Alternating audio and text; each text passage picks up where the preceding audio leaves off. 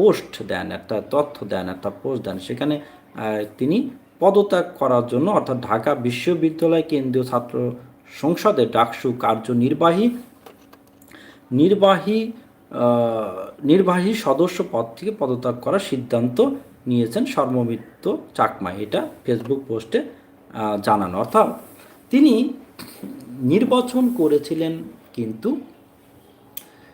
সবাই মিলে নির্বাচন করেছে এবং তাকে ভোট দিয়ে কিন্তু কি বলে তাকে তোলা হয়েছে। এখন ব্যাপারটা হচ্ছে, যেটা নিয়ে সূত্রপাত, অর্থাৎ তিনি যে পদত্যাগ করার ঘোষণা দিয়েছেন, সেটা হচ্ছে সম্প্রতি ঢাকা বিশ্ববিদ্যালয়ে যে কেন্দ্রীয় খেলার মাঠ, শারীরিক শিক্ষা কেন্দ্র, তার নির্দেশে কয়েকজন বহিরাগতকে কান ধরে উঠবোস করানো দুইটি ভিডিও সামাজিক যোগাযোগ মাধ্যমে ভাইরাল হলে বিষয়টি নিয়ে আলোচনার সমালোচনা সৃষ্টি হয়। এর প্রেক্ষিতে তিনি এই সিদ্ধান্ত নিয়েছেন। মানে সর্বমিত্র চাকমাও পোস্ট দিয়ে জানিয়েছে, আমাকে নির্বাচন